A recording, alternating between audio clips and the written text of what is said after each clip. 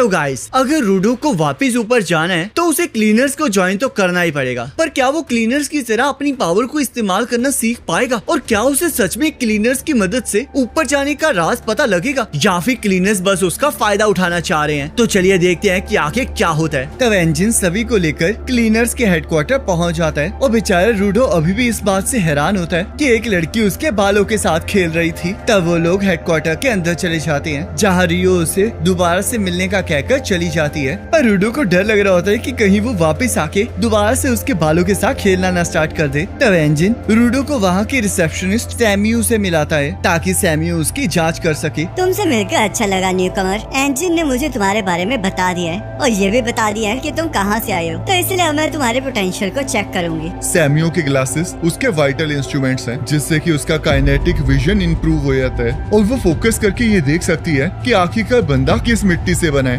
मुझे यकीन नहीं हो रहा कि वाइटल इंस्ट्रूमेंट को ऐसे भी यूज किया जा सकता है। तब सैम्यू अपने वाइटल इंस्ट्रूमेंट से रूडो को चेक करने लगती है, पर अचानक से उसे इंटरफेरेंस महसूस होती है, जिस वजह से वो शॉक हो जाती है। ये पहले से ही काफी ज्यादा एथलेटिक है, तो इसलिए इसे उस तरह की ट्रेनिंग की जरूरत नहीं है, और इसके वाइटल इंस्ट्रूमेंट के साथ भी इसके रिलेशन अच्छे हैं, पर ये अभी भी उन्हें अच्छे तरीके से इस्तेमाल नहीं कर सकता, जिस वजह से इसे प्रैक्टिस करनी होगी। तो ये सुनकर एंजिन रूडो को बॉस के पास लेकर जाने लगता है, पर उसे पता लग जाता है कि सैम्यू उससे कुछ छुपा रही है। तब एंजिन रूडो को बताता है कि वहाँ पर टोटल 100 क्लीनर्स हैं, जिसमें कॉम्बैटेंट्स, सेंटिनल्स और सपोर्टर्स भी हैं। तब एंजिन उसे कुछ लोगों से मिलवाने ले जाता है और उसे बताता है कि काम की वजह से वहाँ पर ज्यादा लोग नहीं होने वाले। पर वो जैसे कॉमन रूम में जाता है, वहाँ पर बहुत सारे लोग होते हैं, जिस वजह से वो दरवाजा बंद करके बाहर आ जाता है और रूडो को बाद में सबसे मिलने के लिए कहता है। तब एंजिन रूडो को बॉस के रूम के बाहर ले आता है। तो चलो मैं बॉस से पूछता हूँ कि ऊपर कैसे जाना है। रुक जाओ, मुझे पूरा यकीन है कि तुम बॉस को यही कहोगे कि वो तुम्हें ऊपर सफिया तक जाने का रास्ता बता दे, पर मैं तुम्हें बता दूं कि इंफॉर्मेशन बहुत ज्यादा वैल्यूएबल होती है, तो इसलिए ये फ्री की नहीं आने वाली, जिस वजह से तुम्हें यहाँ पर काम करना पड़ेगा। मैंने तुम्हें पहले अपने वाइटल इंस्ट्रूमेंट के बारे में बताया था, क्योंकि वो उस टाइम जरूरी था, पर फिर भी मैं रिकमेंड करूंगा कि तुम्हें बॉस से ये सवाल नहीं पूछना चाहिए। किसी को भी नहीं पता कि उनके पास किस तरह की पावर है और उनका वाइटल इंस्ट्रूमेंट क्या है, पर फिर भी हम सभी क्लीनर्स उन्हें फॉलो करते हैं, और ये वो लॉयल्टी है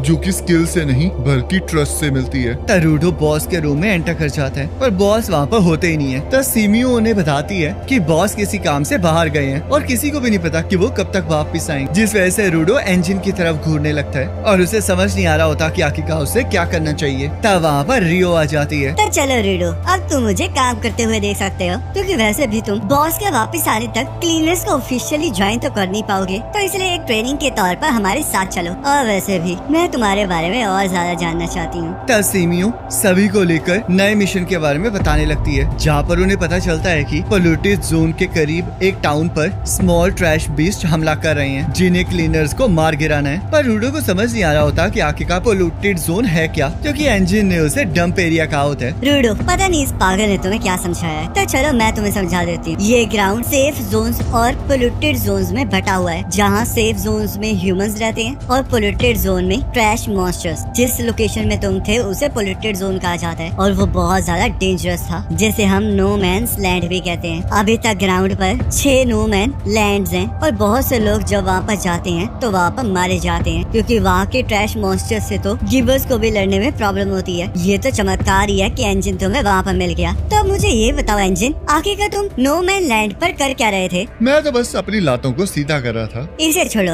रूडो, तुम ये ध्यान रखना कि पोल्यूटेड जोन में तुम हमेशा गैस मास्क डाल के जाना, क्योंकि टॉक्सिक गैस को इनहेल करके तुम बीमार पड़ सकते हो, और अगर तुम बिना मास्क के नो मैन लैंड पर 15 मिनट तक रह लोगे तो तुम मारे जाओगे। तो रियो और रूडो कुछ और मेंबर्स के साथ उस प्रॉब्लम वाली जगह पर पहुंच जाते हैं, जहां रियो रूडो को सब कुछ ध्यान से देखने के लिए कहती है और उसे बताती है कि ये एक आसान जॉब है। मैंने तो सोचा था इस पेट पे सारी जगह पर कचरा ही भरा है, मुझे कभी नहीं लगा था कि यहाँ पर लोग भी रहते होंगे। क्या ऊपर के लोगों को इसके बारे में पता है? क्या वो जानबूझ के यहाँ पर कचरा फेंकते हैं? पर अगर मैं ध्यान से इन पोल्यूटेड जोन्स को देखूं तो ये कचरा नहीं बल्कि एक ट्रेजर है, और इन सभी को मैं ठीक कर सकता हूँ। तब रूडो रियो से बाकी सबके बारे में पूछने लगता है, और रियो उसे बताती है कि बाकी लोग सपोर्टर्स हैं जिनके पास पावर्स नहीं है, पर वो टीम का एक इम्पोर्टेंट हिस्सा है। तब एक सपोर्टर रूडो की तरफ अपना हाथ बढ़ाता है, और जैसे ही रूडो उसके साथ हैंडशेक करता है, वैसे उसे समझ में आ जाता है कि उस पर्सन की ग्रिप पावर कितनी ज्यादा है। और रियो भी उसे बताती है कि वो बंदा अपनी स्ट्रेंथ से ट्रैश मॉन्स्टर की आउटर शेल को तोड़ सकता है। तब उन लोगों को ट्रैश मॉन्स्टर दिखाई देने लगते हैं जो कि बहुत सारे होते हैं, जिस वजह से रूडो घबरा जाता है और वो रियो से पूछने लगता है कि ये सच में इजी जॉब है। तो रियो उसे शांत रहने के लिए कहती है और वो उसे बताती है कि वो ट्रैश मॉन्स्टर्स बहुत ज्यादा स्लो और इतने ज्यादा ताकतवर भी नहीं है, जिस वजह से वो बैरिकेड को तोड़कर अंदर नहीं आ सकते, जिस वजह से रूडो थोड़ा शांत हो जाता है। पर तभी वहाँ पर उनसे भी ज्यादा ताकतवर ट्रैश मॉन्स्टर आ जाते हैं जो कि बैरिकेड को पूरी तरह से हिलाने लगते हैं और रूडो फिर से बहुत ज्यादा घबराने लगता है। पर रियो उसे शांत रहने के लिए कह रही होती है, क्या तुम पागल हो? ये मॉन्स्टर्स कमजोर नहीं है, हमें जल्द से जल्द और भी लोगों को बुलाना चाहिए। हाँ, मैं मानती हूँ कि ये पहले वालों से ज्यादा स्ट्रॉन्ग है, पर फिर भी ये तुम्हारी ट्रेनिंग के लिए बिल्कुल सही है। और अब मुझे नहीं लगता कि इससे भी बड़ा ट्रैश मॉन्स्टर यहाँ पर आने वाला है। चलो फिर इसे जल्दी से खत्म करके तुम्हें वेलकम पार्टी दे। मैं अभी ऑफिशियल क्लीनर नहीं बनाऊँ। तो चलो फिर तुम्हारे ग्राउंड पर आने की पार्टी करें। आखिरकार तुम इतनी शांत कैसे हो? क्या तुम इस टाइम अपनी जान को खतरे में नहीं डाल रही हो? रूडो, ग्राउंड में सरवाइव करने के लिए तुम्हें अपने दिमाग को ठंडा रखना पड़ेगा। तो रूडो को याद आता है कि इंजन भी इतना ही शांत रहता है, जिस वजह से उसे भी लगता है कि उसे शांत रहना चाहिए। और तभी वहाँ पर एक और बड़ा ट्रैश मॉन्स्टर आ जाता है। ऑल इज वेल, सब कुछ बिल्कुल ठीक है। तो उसे देखकर रियो लड़ने के लिए एक्साइटेड हो जाती है और बेचारा रूडो अभी भी शॉक में होता है। तो रियो अपने वाइटल इंस्ट्रूमेंट सीजर को बाहर निकाल लेती है और उसे ट्रांसफॉर्म कर लेती है।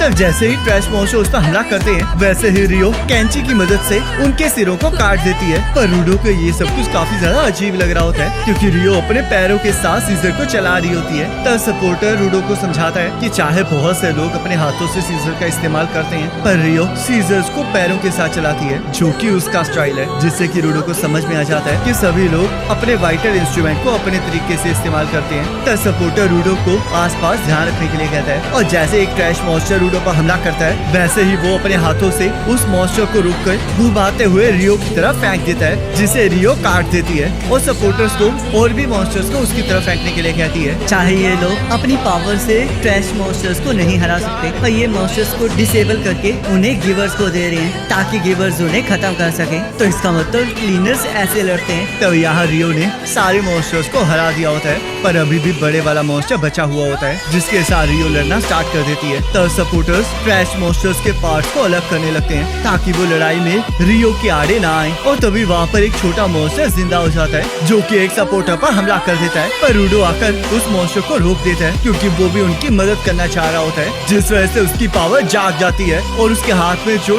हथियार होता है वो ट्रांसफॉर्म हो जाता है और उसे समझ नहीं आ रहा होता कि आखिरकार उसे अपनी पावर का इस्तेमाल कैसे करना है, जिस वजह से वो मॉन्स्टर उस पर भारी पड़ने लगता है। पर तभी रियो आकर उस मॉन्स्टर को मार देती है और उसे रूडो की ये बात बहुत अच्छी लगती है कि वो किसी को बचाने के लिए कुछ भी कर सकता है। तब सपोर्टर्स रूडो और रियो को थैंक यू कहते हैं और रियो से पूछने लगते हैं कि क्या उसने बड़े वाले मॉन्स्टर को हरा दिया। वैसे तो मैंने उसे 2 हिस्सों में काट दिया है, पर ये अभी भी जिंदा है। मैंने इसे बहुत बार काटा, पर ये तो मरने का नाम ही नहीं ले रहा है। ये कितनी अजीब बात है ना। वैसे तो ट्रैश मॉन्स्टर का वीक पॉइंट वही होता है जो कि एक जिंदा जीव का होता है। तो अगर इन्हें मैं अपनी सीजर से 2 हिस्सों में काट देती हूँ तो ये मर जाते हैं, पर ये तो हार माने का नाम ही नहीं ले रहा है। लगता है मुझे इसे तब तक काटना होगा जब तक ये मर ना जाए। लगता है ये एक न्यू टाइप है, तो हमें इसके बारे में रिपोर्ट करनी होगी और हमें लोगों को भी इसके बारे में बताना होगा। तो रियो उस ट्रैश मॉन्स्टर से लड़ने चली जाती है और उसके सिर में घुसकर उसके बालों जैसे दिखने वाली वायर्स को काट देती है, जहाँ पर उसे कुछ चमकता हुआ दिखाई देने लगता है। तब वो मॉन्स्टर रियो को नीचे फेंक देता है और दोबारा से अपनी वायर्स को कनेक्ट कर लेता है। तो रियो उसे फिर से काटना स्टार्ट कर देती है, जिस वजह से वो मॉन्स्टर पागल हो जाता है और इधर उधर चीजों को तबाह करने लगता है, जिस वजह से वो हमला रूडो की तरफ ही आ जाता है। मैंने कहा था कि मैं उस बंदे को जरूर मारूंगा जिसने रेगटो को मारा है और उन सफिया के लोगों को भी बताऊंगा कि वो लोग कितने गलत हैं, पर मैं अपनी ताकतों का इस्तेमाल नहीं कर पा रहा हूँ। आखिरकार मैं यहाँ पर कर क्या रहा हूँ। तो रूडो नीचे गिरने लगता है, पर सपोर्टर आकर